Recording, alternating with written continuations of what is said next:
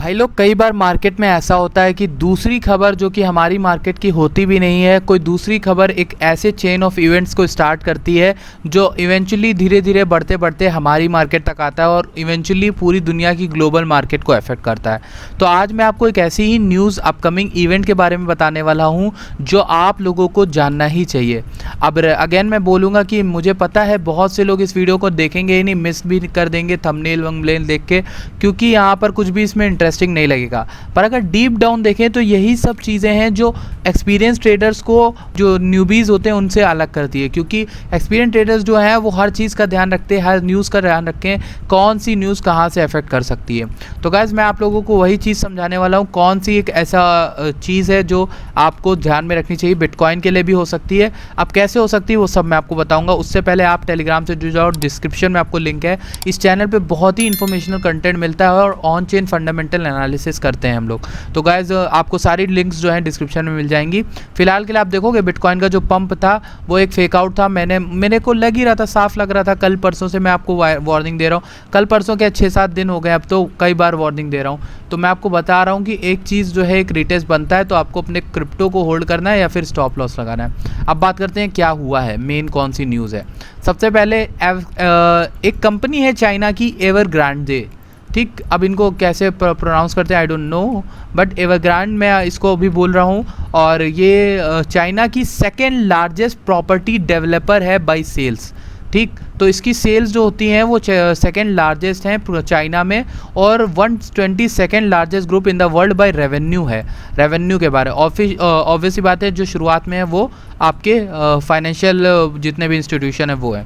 तो फिलहाल के लिए करती क्या है ये कंपनी, जो ग्रुप है एवरग्रांड ग्रुप, ये क्या करती है, रियल इस्टेट और प्रॉपर्टी डीलिंग से रिलेटेड काम है। ये बहुत सारे एसेट्स अपने अंडर में रखती है और इसकी शुरुआत 1996 में हुई थी। करेंटली ये काफ़ी ज़्यादा यहाँ पर पॉपुलर हो गई पिछले कुछ महीनों से, और इसको लेकर काफ़ी ज़्यादा कयास लगाया जा रहा है कि ये अगला लेमन ब्रदर जैसा इंस्टीट्यूशन हो सकता है। अब लेमन ब्रदर जिनको नहीं पता उनके बारे में बता देता हूँ। वो क्या है कि 2008 का फाइनेंशियल क्राइसिस आप लोग को याद है, जिसमें पूरी मार्केट दुनिया की ठप हो गई थी, जॉब्स चली गई थी, कंपनीज गिर गई थी, कई सारी बंद हो गई थी। उसमें एक कंपनी थी लेमन ब्रदर्स, जिसने सब स्टार्ट हुआ था, एक chain of events. One of the world's biggest financial institution हुआ करता था, जो बैंकरप्सी फाइल कर दी। 90 बिलियन यूरो का वाइप ऑफ हो गया था ब्रिटेन की बिगेस्ट कंपनी से एक सिंगल दिन में। ये सबसे बड़ा क्रैश एक तरह का माना जाता है, one of the biggest crash था। इसमें क्या हुआ था, लेमन ब्रदर्स और वॉल स्ट्रीट, ये स्टॉक मार्केट से रिलेटेड क्रैश था और ये एक फाइनेंशियल इंस्टीट्यूशन था जो अचानक से बंद हो गया, बैंकरप्सी हो गई, ठीक।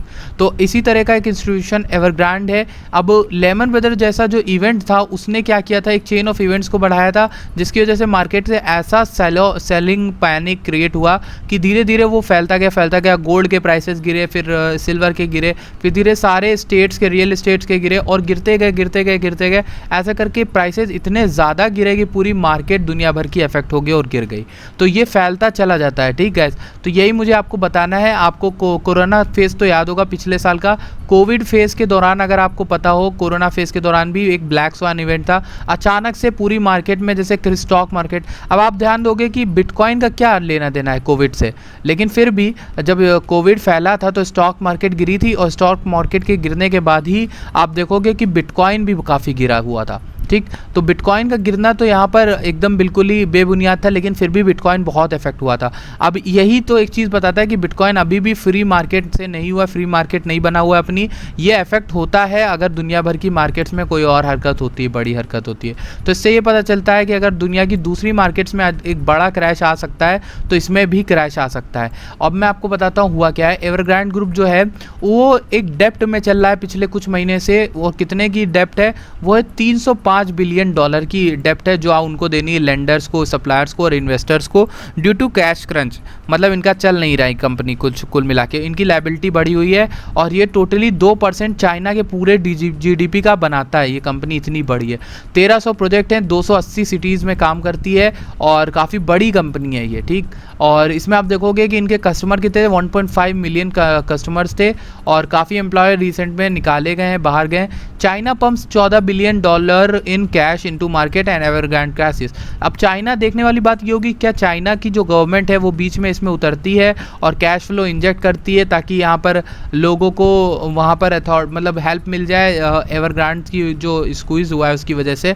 तो पैसा जो है काफ़ी जा रहा है, तो वो पैसा लोगों को देना है ताकि उसके स्टॉक्स में पैसा आए, धीरे धीरे मार्केट से गायब हो रहा है जो। तो एक तरह से प्रिंटिंग हो रही है और बहुत ज़्यादा दिक्कत हो रही है, वहाँ पे होने के चांसेस भी हैं।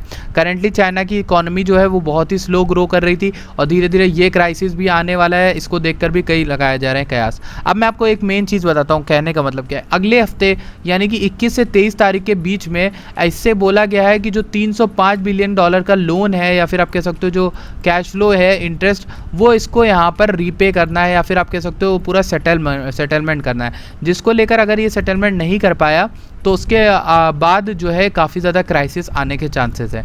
अगर सेटलमेंट इसने कर दिया तो कोई बात नहीं है, बट सेटलमेंट अगर नहीं हुआ तो दिक्कत हो जाएगी क्योंकि स्टॉक प्राइसेस तो गिरेंगे। एक चेन ऑफ इवेंट होगी जिससे चाइना की मार्केट तो लगभग मतलब 100% गारंटीड मूव करेगी, उस हिसाब से बिग मूव लेगी। तो चाइना की मार्केट अगर मूव करेगी और China one of the biggest economies में आती है, तो उसकी वजह से अगर धीरे धीरे ये इफेक्ट लेमन ब्रदर की तरह फैला तो हमें यहाँ पर पूरी दुनिया पर इफेक्ट देखने को मिलेगा। और पूरी दुनिया पे देखने को मिला तो फाइनेंशियल क्राइसिस जो रॉबर्ट कियोसाकी और बहुत सारे लोग बता रहे हैं इतने समय से, वो हो सकता है यही हो और यही हो। इसीलिए मैं ये नहीं बोल रहा कि मैं फंड नहीं क्रिएट कर रहा हूँ आप लोग के में, मैं बस ये बता रहा हूँ एक पॉसिबिलिटी जो हो सकता है। मैं खुद चाहूँगा कि ऐसा कुछ ना हो, ठीक, लेकिन एक पॉसिबिलिटी ये है, इसीलिए मैं आपको ये बता रहा हूँ कि आप अपने पैसों को संभाल के रखिए और बच के रहिए इन सब चीज़ों से। फिलहाल के लिए बिटकॉइन में नई पोजीशंस बिल्कुल मत खोलिए, जो क्रिप्टो लिया उसको बाय करके होल्ड करके रखिए और ताकि आप डिप में उसे और ख़रीद सको, ठीक।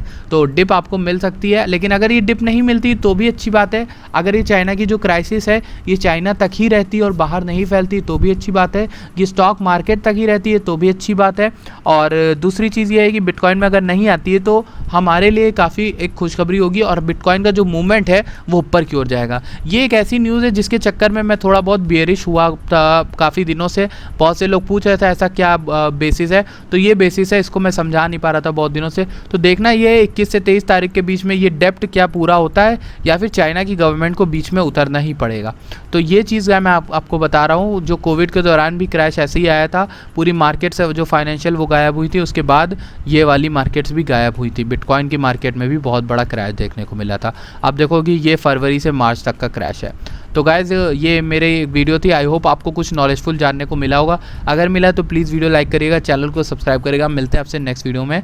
Thank you so much for watching this video.